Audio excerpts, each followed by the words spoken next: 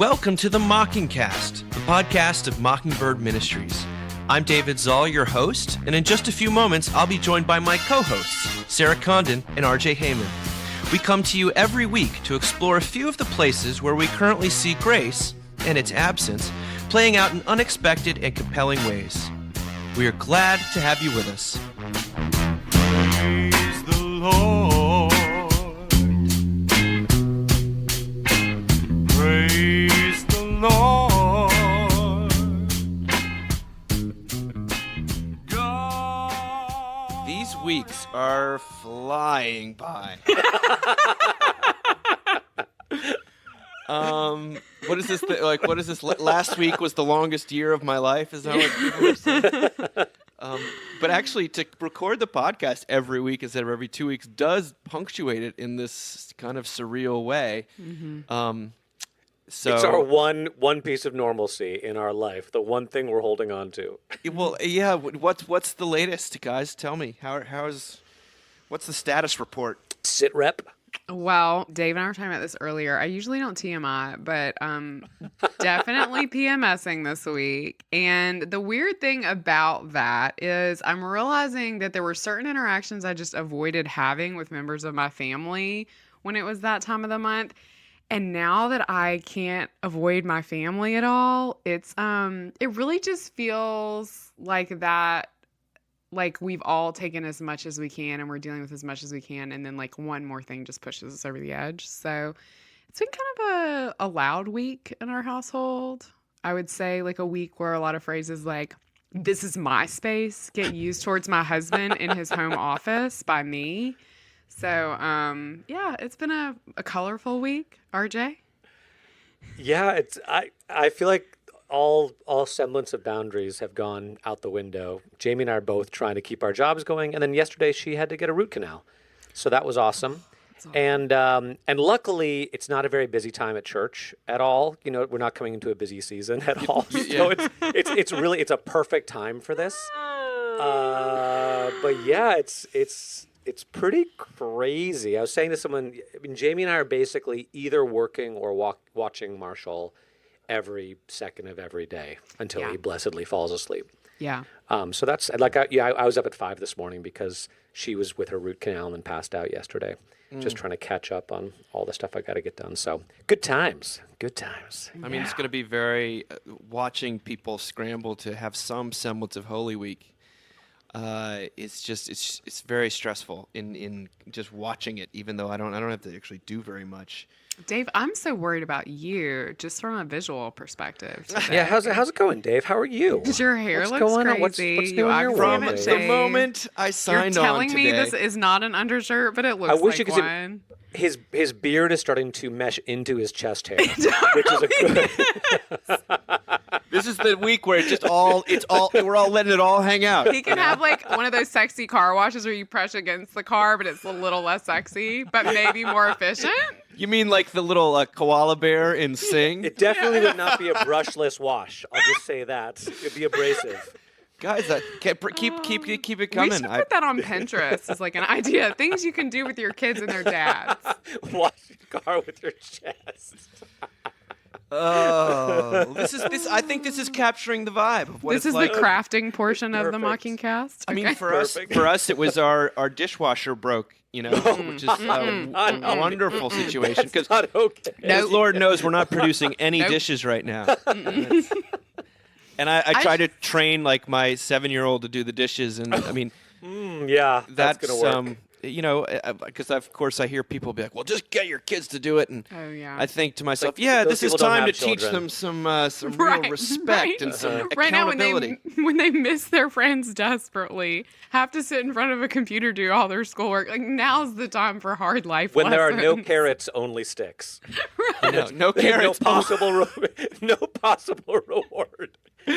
Oh my gosh!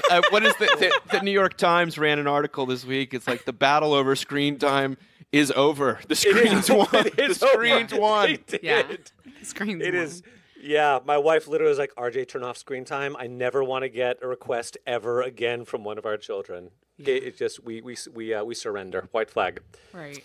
White flag, and it is a culture of survival right now. And let's jump into the various articles we have to talk about today. The first one is Celebrity Culture is Burning. This is from Amanda Hess in the New Burn, York baby, Times. burn. It must be a very hard time to be so famous. I don't know how tongue-in-cheek this article is. I think she gets to what her point. Celebrities are not among the very wealthiest Americans, but they are the ones who are tasked with liaising with the general public, offering vicarious access to their lifestyles. This compact rests on the celebrity's ability to seem to move easily between the elite and the masses, to be aspirational and approachable at once. And under normal circumstances, they are accustomed to receiving accolades for, quote, using their platforms to, quote, raise awareness in the service of bland initiatives for the public good. But our awareness has never been so easy to rouse and misuse. Celebrities have a captive audience of traumatized people who are glued to the internet, eyes darting toward trending topics for clues to processing the unimaginable horrors looming just outside, and instead are finding Madonna bathing in a rose petal-strewn bath. Stunts like Gal Gadot's crowd-sourced famous person cover of John Lennon's Imagine are tone-deaf in more ways than one. Most of these people cannot even sing. Their contributions suggest that the very appearance of a celebrity is a salve, as if a pandemic could be overcome by star power alone. And yet the antics of these celebrities, even as they are publicly shamed, still tug on our attention.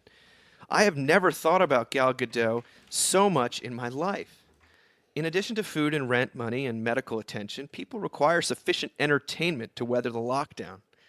But if I'm going to pay attention to celebrities at a time like this, their contribution better be charming or deranged enough to distract me from the specter of mass suffering and death. Boom. Celebrity culture. What do you guys think? Are you glued to the screens of your favorite celebrities? The only celebrities I'm paying any attention to are people who I respect because of other things they've done.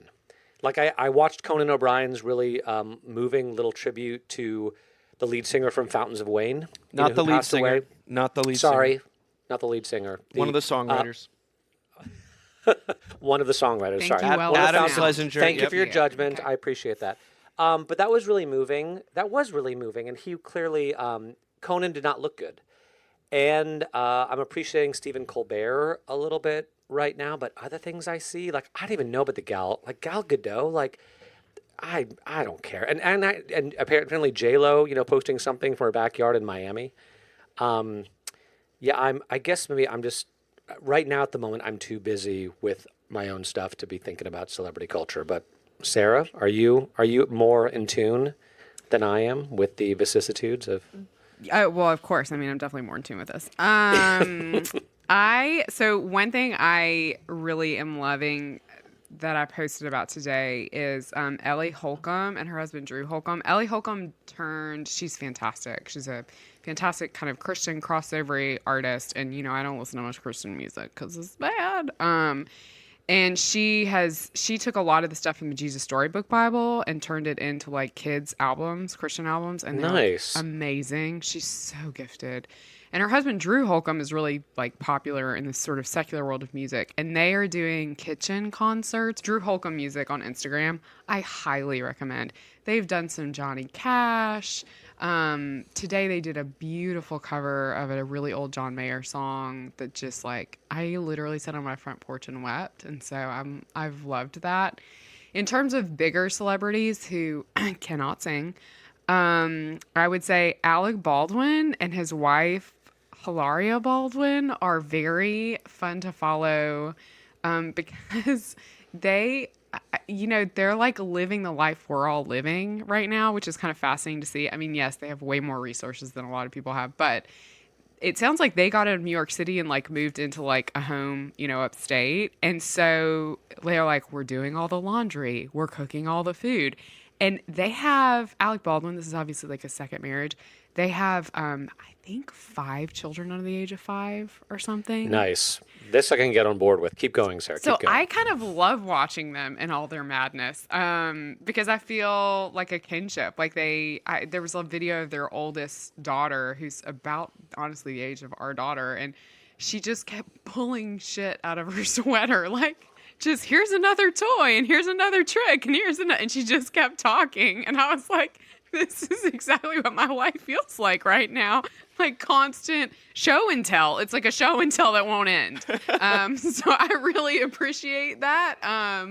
But in terms of like other celebrities trying to spiritualize this or theologize this, I have no This is not your time. Oscar moment. Yeah, just shut up. Yeah. Yeah, just shut up. I don't care. I don't want to hear it. You want to sort of say, like, well, you usually have a writer writing what you're saying, and now we Yes, know. and we can Now we're very tell, clear that you you know? Yes. did not have a 'Cause you very were good like, education. You were meaningful equals John Lennon, and I was like, honey, shut it down. No. Yeah, no, This is not a time we need to imagine there's no heaven. That's I about the don't worst know. possible Please. thing we can This is imagine. the worst possible. Yeah. When No, I'm at thank you. Disney World, tell me to imagine no heaven. I'm all in. You know what I mean? If I'm in the sales section of Target, you can tell me to imagine there's no heaven, you know?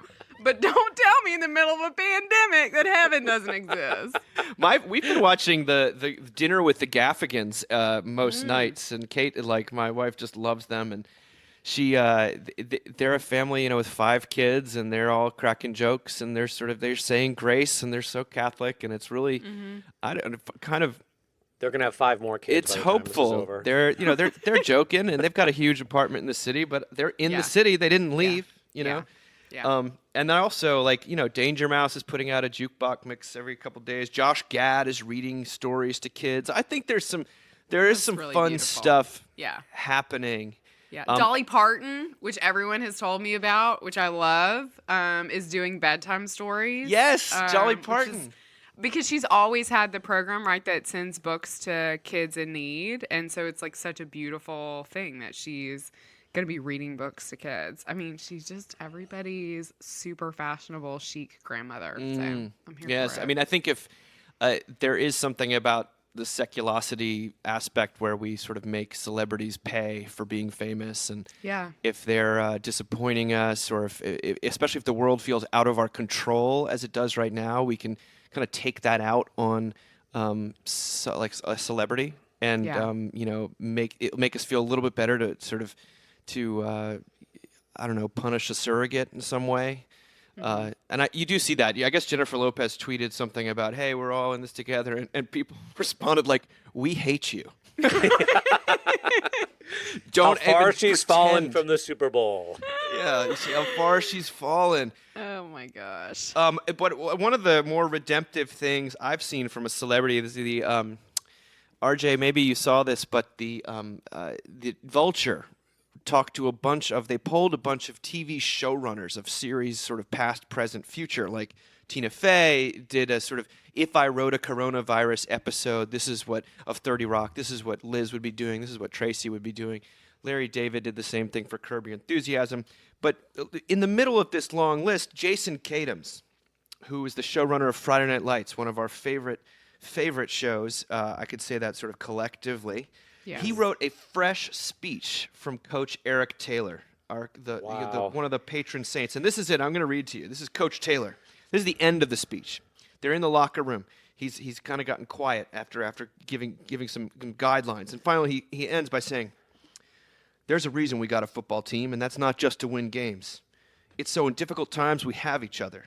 Well, this is about as difficult of a time as any of us could imagine. I want you to use each other. Stay in touch as a community. Be there for each other on your phones, on Twitter, on FaceTime, or whatever kind of crap you use. And you all got my number. Call me. I know I usually tell you knuckleheads not to call me on my cell unless it's an emergency, but right now, everything is an emergency. You feeling a little sick? Call me. Feeling a little down? Call me. Is that understood? Yes, sir. We may not be on the field together right now, but we are all in this together. Together, we're going to stay strong. We're going to stay united. We're going to stay healthy. And anyone who thinks we're not going to beat this, they don't know this town, they don't know this nation, and they sure as hell don't know this team. I'll miss y'all. Tell your families that Tammy and I are thinking of them. Tell them you're all in our prayers. Stay healthy, stay safe, clear eyes, full hearts, can't lose. Oh, Oh my God, it's going to like make me cry. I gotta start feel like rewatching it. So good. If you're a priest and you don't, or pastor, or whatever you want to call it, for your context, and you like don't know what to say to your people right now, just do a Facebook Live video and you just read that. It's so great. Well, I mean, it's and so Dave- good. It's reassuring too because I've just been bombing my entire congregation with my cell phone number. I'm just like, all boundaries out the window, Right. And part of me is like, should I be doing this? But I'm like, yes, this is the moment to be doing Right. this. Like, Yeah, call me. I'm active. Like, if you want to talk, call me on my cell. It's good to know, Coach Taylor's with me. Yes, I love that. It's Yeah, great. amazing. I love that. I do now need Tammy to come in and be like, we need to talk. That was always like her thing, right? Kate, That's right. she just rewatched all of Friday Night Lights. My wife did, and I would just sort of come in every few episodes and watch part of it with her, and just start crying and get my fix. And you forget how incredible I remembered how good seasons 3, 4, and 5, especially 3 and 4 are, but season 1 is Amazing. almost perfect. And I feel like I need to say, like, just because I feel like people are going to hear this and who like aren't into football or football culture or aren't, whatever. I grew up in Mississippi. I never went to football games. I wasn't into football. I did musical theater in high school. I had nothing to do with football. And it took me a long time. People talked about this show. I did not start watching it until Mockingbird started talking about it. And all I'm thinking about right now is that, Kate's onto something. That's what we should all be doing right now. It's You just sit there, rewatch you start Friday Night Lights. crying. You abreact like crazy. Oh, Everyone's amazing, and I love what I always tell people in premarital counseling to watch as much of that show together as they can. I think it's a great model of a realistic marriage. But Sarah, you also forwarded something that Garrison Keillor wrote this week. Do you have that in front of you? You want to read the... I did. I love this. So this beautiful thing from Garrison Keillor. It's just his weekly little thing he sends out, which I highly recommend subscribing to. And this one's called What I Might Be Doing When This Is Over, which I kind of love the mightness of it because Garrison is an older man. But he talks, it's a weird circuitous thing, which is how he writes. And he writes really beautifully about this family member who was in the circus, and sort of his, Garrison's religious upbringing was incredibly fervent is probably the best way to put it, almost destructively so. And so he kind of gestures towards that. But then he says this at the end. He says, I went into the storytelling trade working solo, but now the virus has brought an end to that. And I think about joining the old freak show. I would be the Corona man.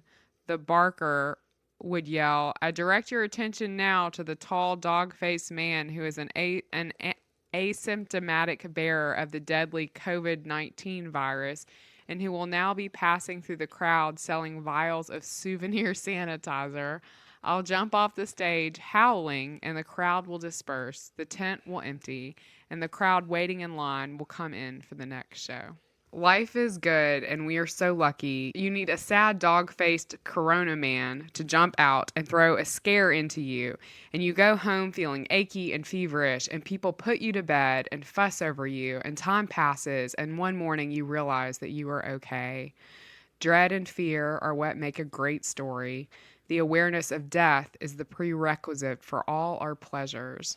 When I jump out at you with a bag of Purells, you will be thrilled even if I am more than 6 feet away, and your family will be more precious to you, and your cheeseburger and fries will feel like a king's feast. So, I just love this, this idea that, it's the thing we keep telling our kids at home and telling ourselves is that this isn't forever, because frankly, with the mounting death toll and with, we're watching CNN every night, I'm starting to sort of realize what people felt like during Vietnam when they were finally watching, they would watch the news every night and finally realize what was happening. I feel like we're doing a little bit of that at home. And, the other night was when we saw the tents go up in Central Park for the hospitals. And that was we both just lost it, because we used to walk through Central Park when we were newly married, and because we have, our dear friends of Mockingbird, Jacob and Melina Smith are up there. It's just so easy to feel like this is like a movie we're never going to be able to get out of, or this is an inescapable, really, really hard thing. And I think we have to remember that it is horrible, and also it's not what things are going to look like from here on out, and that there is an end game to it. I think that's important for us to know. I think it's really important for our kids to know. If you have kids at home, please tell them that this is not like, this is not going to be forever. They're not always going to miss their friends, you know, they're not always going to miss school. So I know Garrison Keillor has a complicated, reputation culturally, but he's a person who's been through a tremendous amount and has apologized profusely and has, I don't know, I'll take a word of consolation from that guy any day. So, yeah. Yeah, I just found this to be another example of what we were talking last week, how living in the light of death is as hard as it is sometimes, is kind of actually a fuller and more true way of living, a way that sort of crystallizes what is actually important. And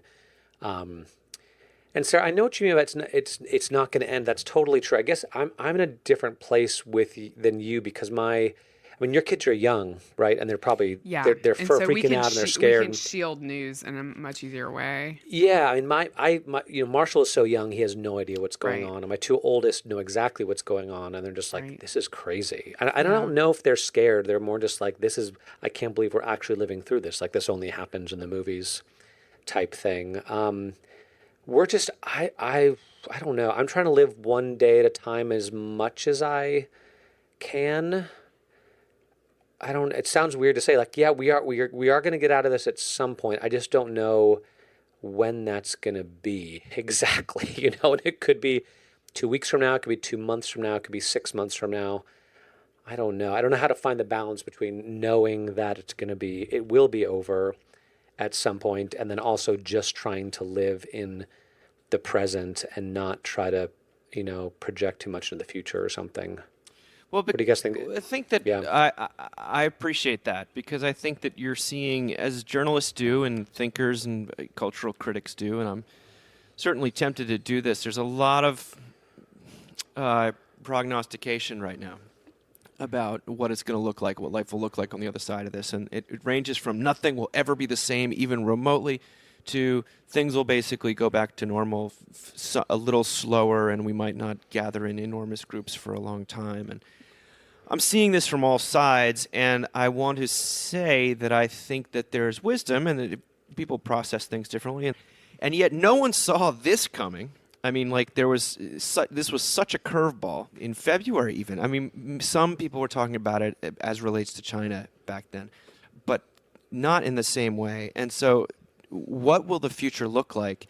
It's going to look different than any of the people are predicting it will. And there's going to be some ways in which that's not good, and there will be some ways in which it is good.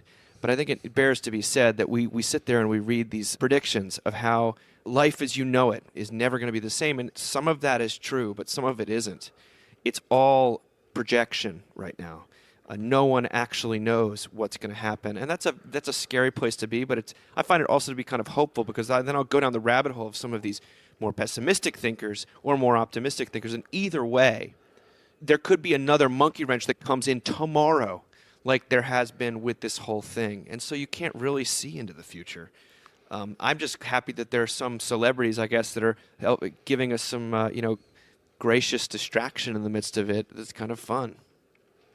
Yeah, I mean, I think for me, it's so funny. I keep thinking about the best way to think about this, but I'm really like leaning on the wisdom of widows. I mean, I really am. Like when I think about the widows I've known who've not known what the future holds financially, who've not known what the future holds in terms of how they're going to raise their kids, where they're going to live, widows in my family and widows I've known at church, I think there's an element, if you've been around a woman that's been in that situation, and let's be honest, women are usually more vulnerable when they lose a spouse younger in life, you kind of keep going. You put one foot in front of the other. You give yourself some grace and buy a shit ton of paper plates, and you pray a lot.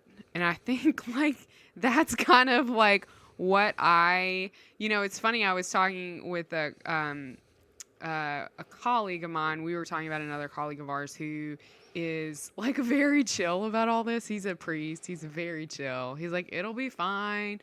My people are going to be okay. It'll be fine. and God is so good and so glorious. Like he says all this stuff, and you're just like, who is this guy? Who is this guy? Well, he's a lost boy of the Sudan.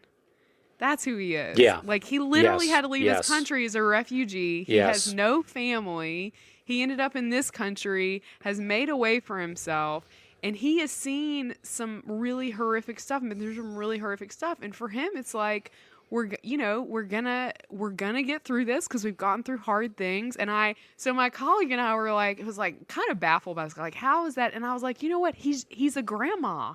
Like he's a grandmother. Like he's been through the stuff our grandmothers have been through. So he knows. Like he knows that there are children to raise. He knows there's a house to keep clean. He knows there's reassurances to be given, and he knows there's prayers that need to be said. And he knows that great tragedy will happen in the midst of life, and that, yes, and that you still have to keep up with all those other things too, like for the sake not just of your children, but also for the sake of your own sanity. So, I mean, I think grandmothers, Sudanese refugees, these are the people we need to be talking to right now. You know what I mean? And Sarah, last week and I'm not going to do it again, but I was thinking back and listing all the quote unquote impossible events I feel like I've lived through now in my, 43 years on this planet. And I guess, as you were talking, I was thinking to myself, when this is over, how will I process it? How will I fit it into my understanding of existence? Because what I feel like I've done with most of those quote unquote impossible things is it's like they don't fit in the timeline. They're like, oh, well, life was normal and it was fine. Oh, then this thing happened, but then it went back to normal. And it's like, how many of these will I have to go through before these get incorporated into my vision of just the way the world is, in the way that pastor has it, and the sense of being surprised when something completely unexpected happens won't quite be there as much. And then as you were talking also, it reminded me, there are those kind of scary passages in the Bible where they talk about being watchful, how the end will come like a thief in the night and like no one will be expecting it. Suddenly, the more these things happen, the idea of like Jesus coming back tomorrow seems not quite as impossible as it did before. And those seem maybe not scary, those passages scary anymore as just a description of what happens when you've lived long enough and experienced enough and suffered enough that things just don't surprise you anymore. And you are ready for anything, including sort of maybe Jesus will come back today, maybe he won't. And it enables you to live your life, as you're talking about this pastor, in a day-to-day kind of way and get on with things, trusting in God even in the midst of the upheaval and the insanity and unpredictability of everything. Well, just a bit like, a person can, blow up their entire life in a matter of minutes, as we know, and then they can also fall in love in the same amount of time. These things always come like bolts of the blue, and no one really knows what's coming. Sarah, when you said that stuff about widows, it made me think, Bill Withers, the wonderful singer who wrote Lean on Me and Ain't No Sunshine, he died today. At the age of 81, wonderful artist, but he's got a song called Grandma's Hands, which is, and he's got a preamble to it on YouTube. I put it in the Weekender this week, and it gets at a lot of what you're saying from a musical perspective, and trying to channel what he viewed as love and wisdom into a song from a child's perspective that I think is kind of it takes on a new gospel meaning in light of what you've just said.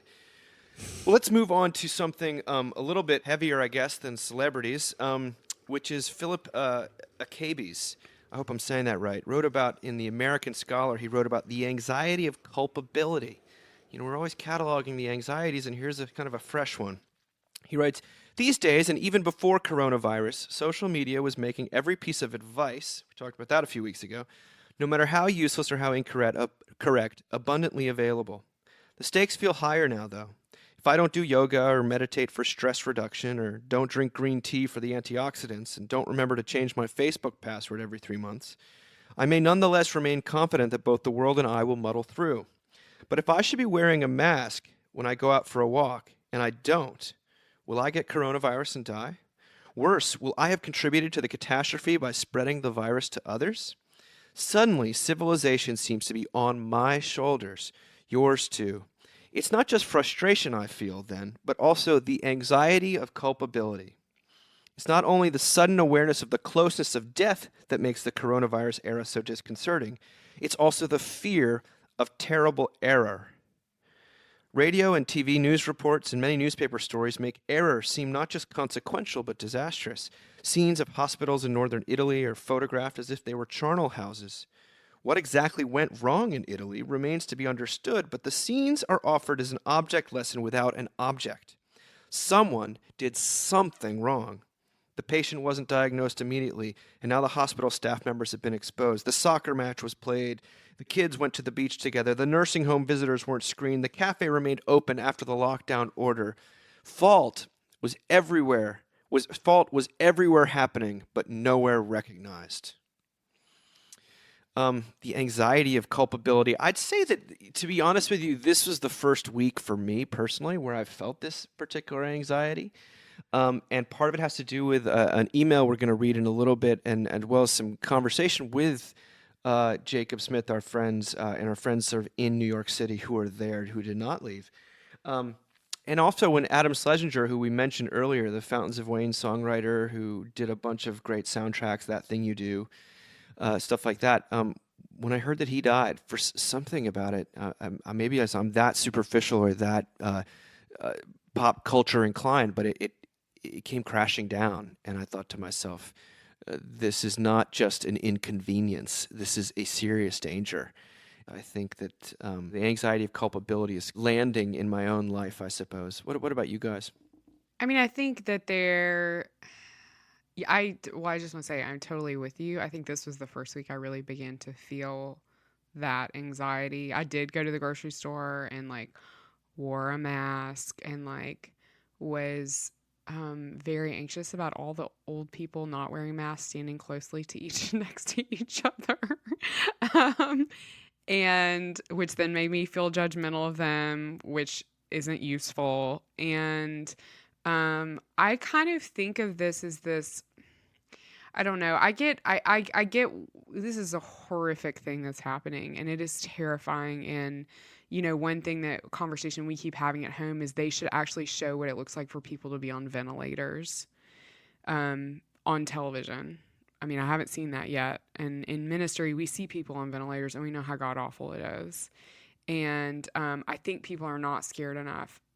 But I also struggle with this because I struggle anytime that something happens and everyone says, this is the exact right response you need to be having right now to this. Because I think for some of us, humor is a definite coping mechanism. I think for some of us who might struggle with mental stuff, who might struggle with depression, might struggle with anxiety, we kind of know that if we go there, it will be hard to pull ourselves back. And so we may not go there. I struggle with the fact that 2 days ago, I was on my front porch and I saw a blanket on a neighbor's yard and all the neighborhood kids were on it. And my kids weren't on it because I'd have killed them. But I struggled with the judgment in that moment, and also with parents just doing their best. The culpability thing is so strong, and I think for those of us that struggle with anxiety, it's I can't, this is going to make me sound like I've gone off the rails, and I have, because we all have. But I can't actually go out anymore. I can't leave my house. Josh is having to do all the grocery shopping. Josh is having to do, around to the liquor store. Josh is having to do those things because I can't leave that. Because anytime I've left, I almost hyperventilate when I'm in these spaces because I feel so guilty and so anxious at the same time. So, but it's not just one or the other. It's both. Right. And so if I make too many jokes or whatever, I'm probably just trying to manage the fact that my anxiety is so high and my fear is so great, that I am always, I have felt, and again, PMS, but all week long, I've been I think anything could make me cry right now. It just kind of constantly like that. Yeah. So, RJ, PMS, what's going on with you? As I was reading this article, it just struck me, the culpability, the guilt thing, and I've definitely been speaking to parishioners of mine who are feeling that, not so much from the perspective of, am I going to do something that harms me or worse, harms someone else, but more a feeling of like watching all of these healthcare professionals work so hard and them kind of sitting at home doing nothing and being like, how can I be sitting here doing nothing when people are out there suffering and dying, even though I know that's what I'm supposed to be doing, and especially if I'm older. And yeah, so the combination of anxiety and guilt that way, worry for themselves, but also guilt over what they're not doing. But then it also struck me from this article, so you got the guilt thing on the one hand, and then this other emotion, which there are two emotions here that we 21st century people aren't really supposed to experience. One is guilt, and the other is confusion, right? That we have so much information about everything. We're supposed to understand things. We're not supposed to be confused. And even yesterday when it came out on CNN or all the news channels that this thing might be airborne and not just picking up on, it's like, well, what is going on? Like, what even is real? Like, how do you not know about, like, what don't we have people at the CDC? So it's of course we feel guilty, and of course we feel confused, because that is human life. And out of guilt and confusion, that's where superstition springs from, right? You start to understand why people become superstitious and why they start to adopt practices to somehow manage their confusion or appease the unseen gods that they don't understand. And it just struck me that that Christianity and Jesus speaks so powerfully into those emotions, guilt by kind of assuaging it and washing it away. I mean, acknowledging it, saying, yes, you are guilty, and whether you kill someone or not, you're guilty. Whether you do something or not, you're guilty. But guess what? You've been forgiven. It's been taken away. And then the confusion part is sort of taken away by saying, well, yeah, you're not supposed to understand everything, or have things under control. But there's someone who does, and that person loves you and is with you and is on your side, and you don't need to do anything to sort of assuage that confusion. So that was my reaction to these. Just so striking. We have so much information, and yet we don't know, we don't know anything. And it's terrifying and anxiety producing.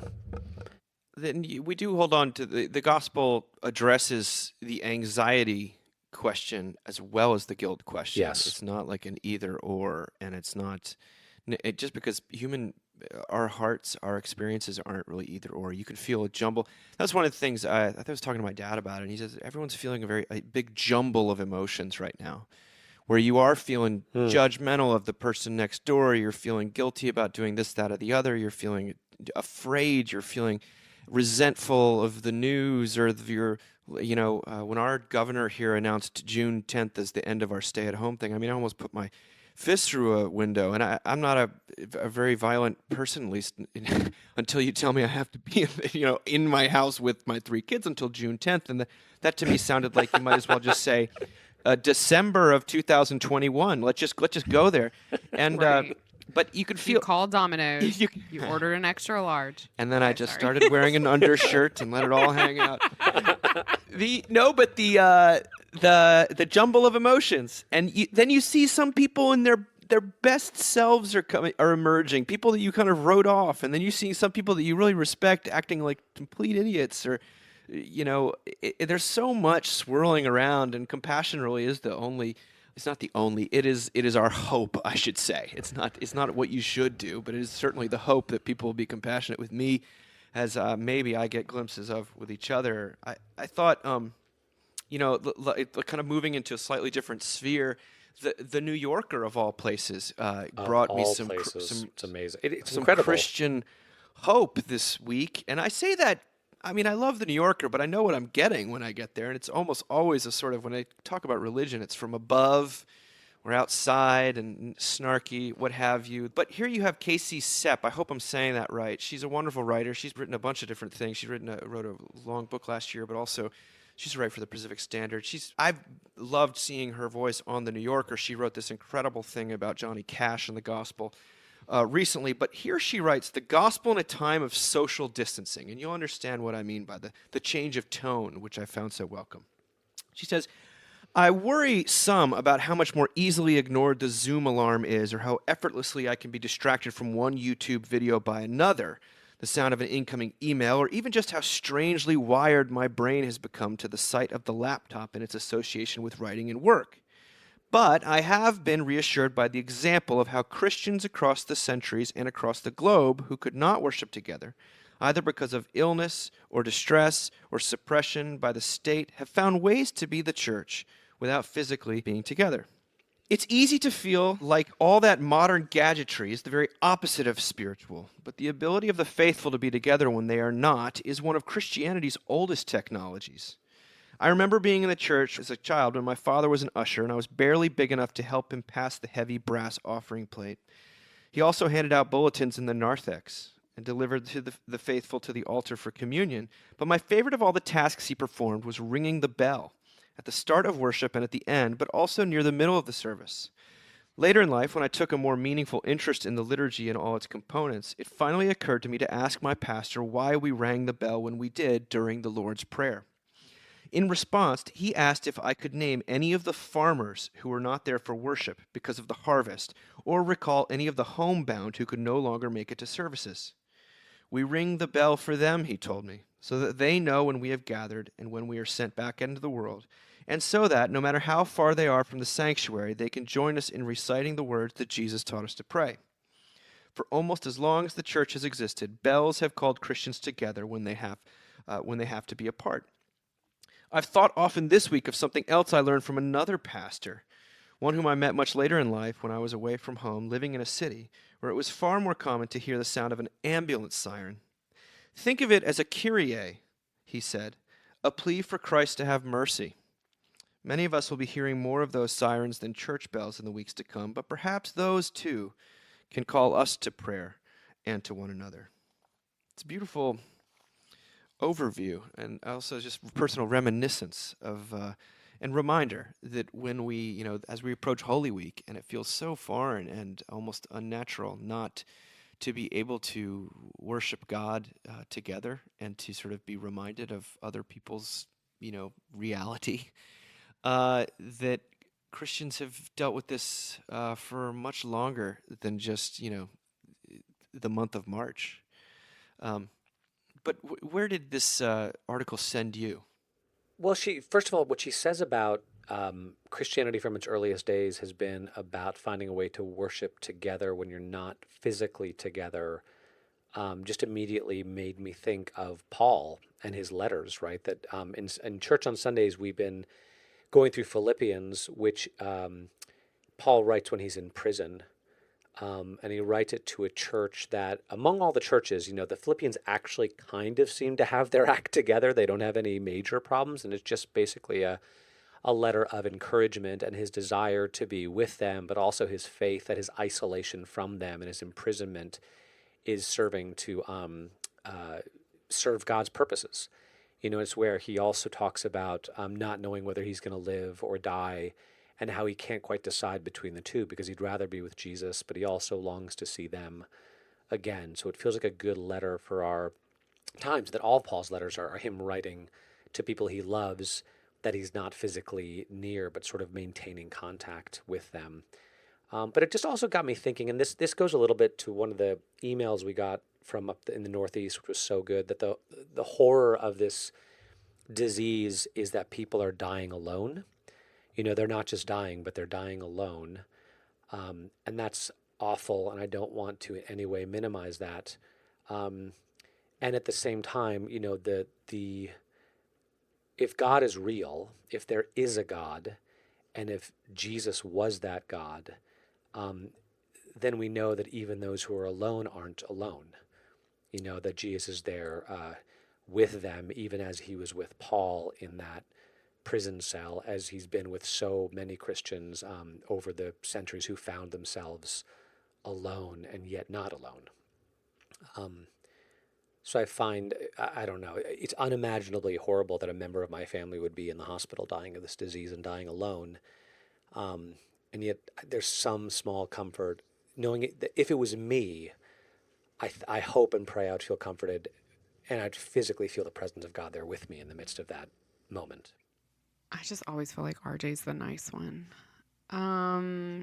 My mind went to this thing that I've seen everywhere on the internet that I wish I could light on fire, which is people keep putting up this thing that says the church is not closed, the church has been deployed. Have you guys seen this?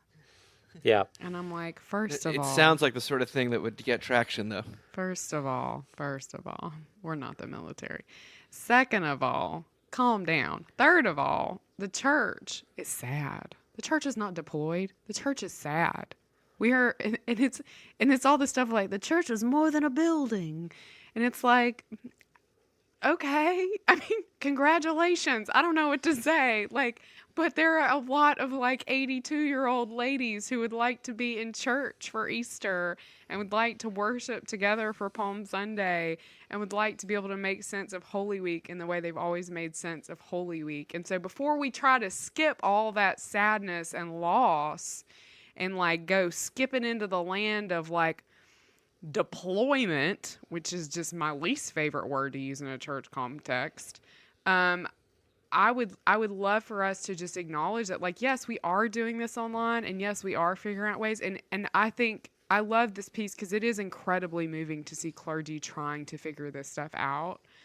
I mean, I have to say that when I realized we were going to have to do this, I just kept envisioning it being me. I don't know if I've said this already, but I envisioned it being me with our 11-year-old iPad, holding it up in the sanctuary, yelling at my children behind me while Josh like tries to make something work.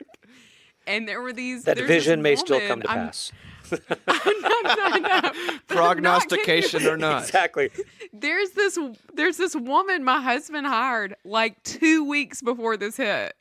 And her husband like is like a legit videographer and like edits stuff together. Not cool. And that is the only reason why it's I mean, that was like literally a miracle that happened, because the other option was me yelling at children and holding an iPad.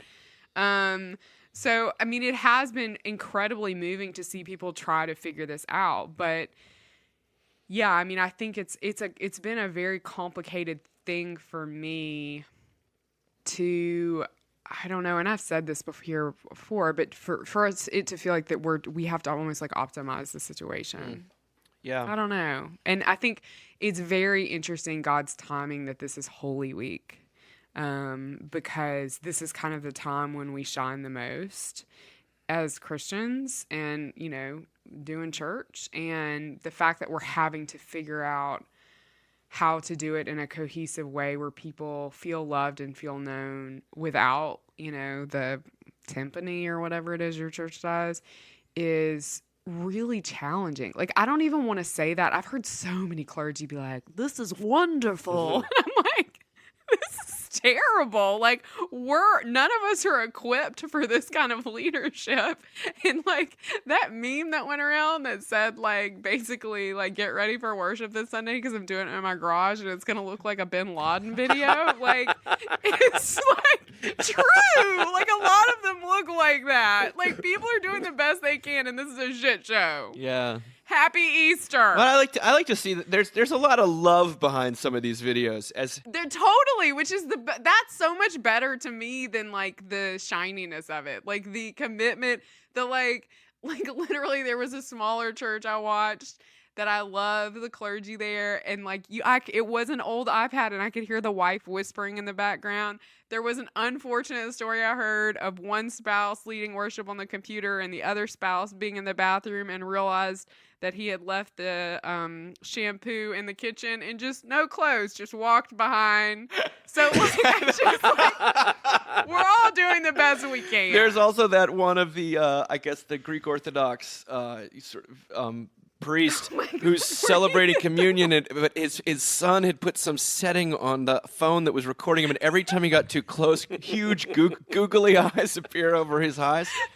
Or there's a lot of there's the priest in England who's sort of the funny, aloof but sweet clergyman who lights a himself on candle fire. and then goes on fire. It's Um, amazing. Well, but let's actually read this email that we received, because we've said we were going to read emails, and we got a wonderful one this is from Nathan Hart, a friend of ours who is the head pastor at Stanwich Congregational Church in Fairfield County, Connecticut. If you're anywhere near there, go check it out. It's a wonderful, wonderful place, and Nathan is. And Fairfield He's just County, a my mom lives there. It's been hard hit. It's been because it's a been bedroom community very in New hard York, hit. and it's been very hard hit. Yeah. It's very close to, from early on. Now, he writes a lot of niceties. He's a listener to the show, but I'm going to get into the meat. He says, I want to offer a perspective from the New York City region, where lots and lots of people have the virus already, and some are starting to die. There are 8 to 12 positive cases in my congregation already, and when I spoke to Jacob Smith, by the way, at Calvary and near Union Square last week, he said there were 13 cases in his own congregation. He says, what you probably don't yet realize is that people are dying alone. When in hospital with COVID-19, a patient is totally isolated, even from loved ones. Furthermore, people who are dying in hospitals from any other cause, cancer, etc., are only allowed one family visitor at a time. My elder chair's mom died last week alone. This additional, unspeakable emotional tragedy is much harder to deal with than a quote-unquote normal death. I'm ministering to a woman in my congregation whose elderly father is dying from COVID-19 in a hospital north of Boston as we speak. She and her husband and their boys cannot even drive up there right now because they're sheltering in place here in Connecticut. Even if they drove up there, they would not be allowed to see him in the hospital. To this family, I am not saying, cheer up, look at all the blessings happening in our society. A couple of weeks ago, I would have said pretty much everything you guys said on your podcast episode last week. Yes, people are dying, but didn't they know they were going to die anyway? And yes, it's all terrible, but hey, we're catching up on sleep and reprioritizing. Now, however, these kind of statements seem inappropriate in the face of the emotional cruelty that dying alone brings to the one dying and all who love them. The best gospel comfort I can bring to these people is the truth that Jesus died alone too. He was utterly isolated and socially distanced, so to speak, even by the Father. Jesus, he prays, draw near to those who are dying in isolation, because you know what they are going through. Comfort them and bring them home. Amen. Amen. Love in Christ, Wow. Nathan Hart. Now that mirrors something, RJ, that you just said, but also something that Jacob Smith said. The number one thing he's trying to get across to his parishioners is that they are not, in fact, dying alone. That God is with them, and that is a tough pill to swallow. And yet, it is what as we enter into the end of Lent and the Holy Week and a Good Friday. I mean, why do we call this Friday good? I mean, Holy because moly. of this crucified Savior who was abandoned, who was isolated from, God Himself. I mean, it sounds almost trite to connect those dots, but to hear Nathan say it, who's in the midst of really dealing with people who are in the midst of this real horror, I want to say that I really hope we eat some of our words, while also keeping the door open to laugh and to cope as we can. But yeah, I'm just so grateful for that perspective, and also very sad about, because I had known that you weren't, if you were dying of COVID-19, you weren't allowed to see anyone, but I did not realize that if you're dying of anything else, you're only allowed to see one person at a time. That's very... Yeah. I mean, we've got women in our congregation who are going to give birth in the next month. Yeah. My brother What do you lives in think Brooklyn, about- and his wife is due in July. And right now, he won't be able to be there for the birth of his child. Yeah. Well, I thought, I sort of want to read the final piece we have, and then we can sort of talk about the gospel comfort, because this is sent to, I saw this through Alan Jacobs, posted this, or a link to it somewhere, and this is the Reverend Canon Jessica Martin at Ely Cathedral in England, she's married to our friend Francis Spufford, the wonderful writer who is actually, as you prepare for Palm Sunday, if you want to read one of the best passages ever written about Palm Sunday, read his passage in the Yeshua chapter about Palm Sunday. Are we allowed to call him our friend? Like, does he know who we are? He does. He knows who Dave is for sure. But his wife turns out she is truly anointed, and she gave a sermon, and this sermon was transcribed onto Facebook. I'm going to put the video of it in the Weekender. She's writing about the passages from last week, which was the death and raising of Lazarus. She reads, Jesus weeps for Lazarus, whom he loved and who died when he was far away. He weeps for himself and for the goodness of life which he must leave, for the connections of love which will fall away, for the promise and hospitality of his first transforming encounters, shattered now by the pain and isolation which lie in front of him. He weeps for and with the griefs of the human family for whom he will die, for every isolated death, every grieving sister and brother and mother. The lonely sorrow of every human being begins to fall upon the Son of God at the grave of his friend. But he does not look away, and he does not falter. Love needs to be unflinching. Faced with the great rock doorway which separates the living from the dead, he says, roll away the stone. And from the place of death, real, actual death, with all the tragedy and sorrow which must attend it, the living man Lazarus will respond to God's words of love and stumble blindly towards light and safety. Because Jesus will die, Lazarus, who died, will live. There will be another tomb and another great rock doorway between the living who grieve and the body's resting place, and it will be rolled away by angels to reveal a space as clear and as empty as the Holy of Holies in Jerusalem's temple. The living, loving person will be somewhere else entirely. Because the story of Jesus' encounter with Lazarus is not a story of rescue, but of what happens beyond rescue. Not a story of healing, but of impending sacrifice. Not a story of triumph, but of patience. Looking ahead to his own suffering, Jesus shows us the one important thing about the grief of God, and it is this, that love is stronger than death. She says it in a beautiful English accent that elevates it into the spheres. But how does that strike you too? I mean, I think there's just such great reassurance in that passage that, like, we don't suffer alone. I mean, that's always what I kind of go back to, because it is so strange to me that Jesus cries when he hears that Lazarus has died, because Jesus would have also known that he could heal Lazarus. And Lazarus is just one person. You know, I think it's an interesting thing to me, that story, because one thing that troubles me sometimes about more liberal circles of Christianity, which I love, but is y'all love to globalize stuff. I mean, it's like God of the galaxies, you know, it's just this big picture thing. And what I love about the Lazarus story and what I love about she's saying is, like, it's actually so specific. Like, Jesus just came for this one person, and Jesus loved this one person just the way that Jesus loves you. And that we need to know that right now. Like, we need to be able to find our rest in that right now. And we especially, you know, on some level, when I hear about people dying alone, there's a certain thing that happens in my brain where I think, I need to think about what that would be like now. Because while there aren't a lot of 37-year-olds dying of this, there are some, you know? And what would it mean? What would it be like to know that you would be alone and dying? Not that I can imagine that or conjure it, but, like, how do I navigate that? How do I think about that? And how do I find comfort in the gospel in these stories, knowing that Jesus came for the one person because Jesus loved the one person? Yeah. I think what I thought was, you know, the three of us, we work in the realm of the invisible.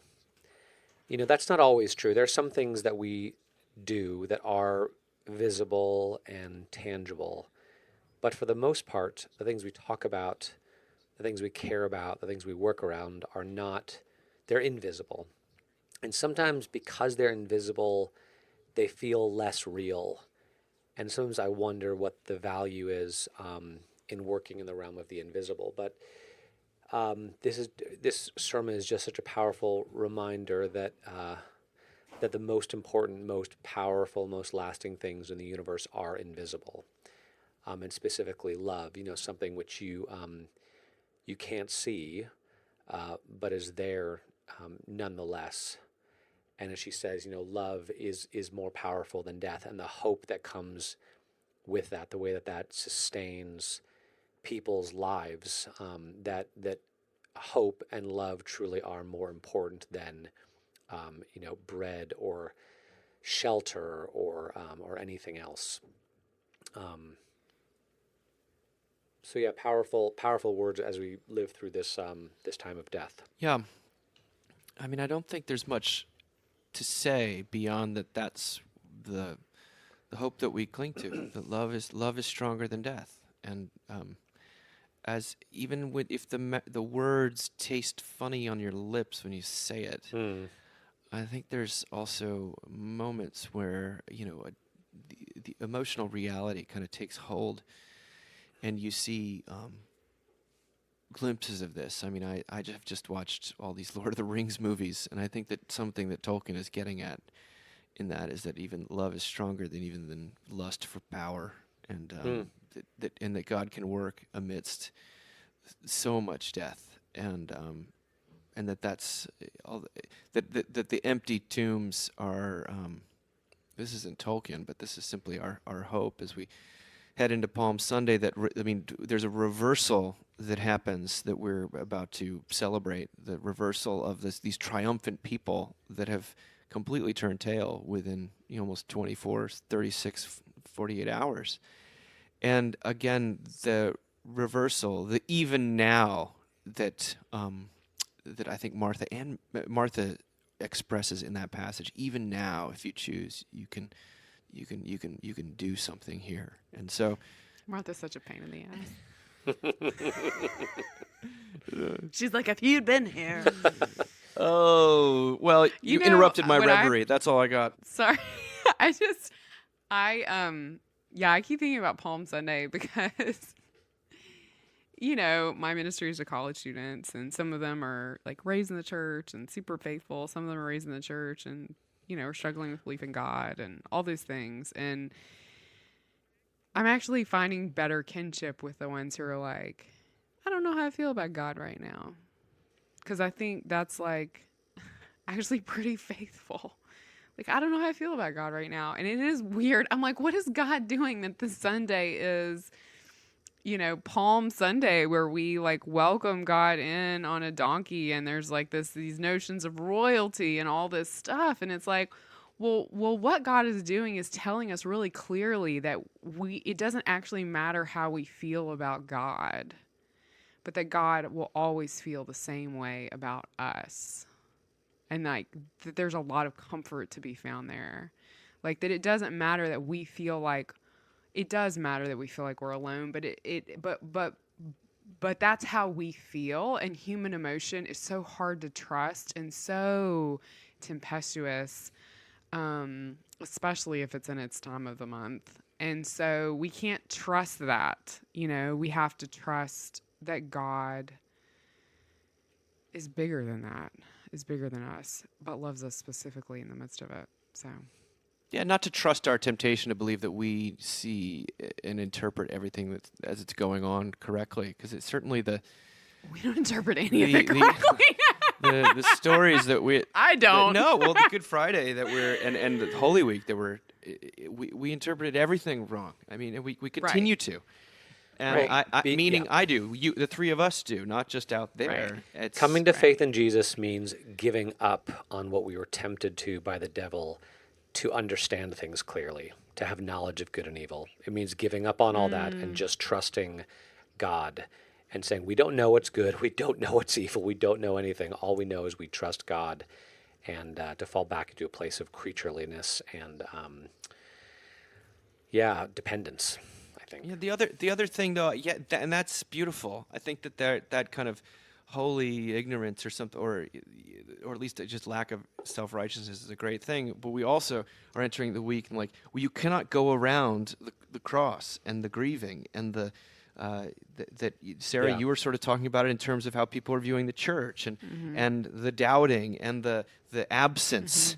which is what is part of this. What my dad's always said that you cannot pole vault over Good Friday to Easter. Well, we're being confronted with that right now. We're having to walk straight up Calvary Hill, and to be confronted with the fact that we're crucifying the only good thing that ever happened to us, and yet not even that can stop God, and yet the temptation to go around or to circumvent the grief and the sadness and the absence and the darkness and the sin and the death and the that is ultimately leads you away from, in fact, that empty tomb as well, I think, or at least really understanding what it means. Emotionally, it's very hard. I think it's wise to not emotionalize this overly or sentimentalize it, because what did Leslie Jameson say in that quote we read last week? Like, faith is sometimes hoping that there's something beyond these feelings that I have,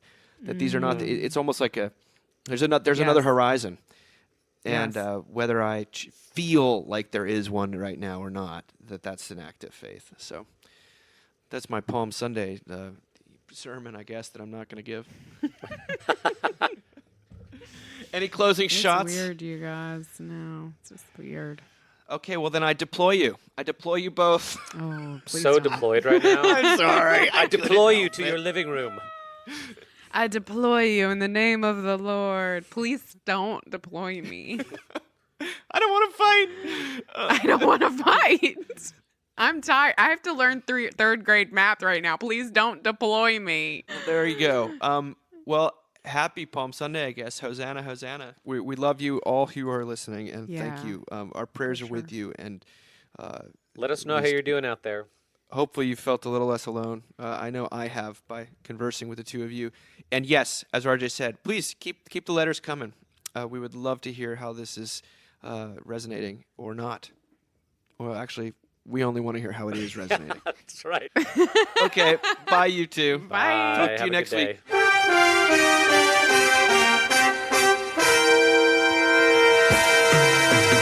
Thank you for listening. Remember, you can find us on the web at www.mbird.com. And we'd always love to hear from you at info@mbird.com. Audio production for the Mockingcast is provided by the Narrativo Group, and if you like what you've heard, please do drop over to iTunes and leave us a rating and review. Until next time. Praise the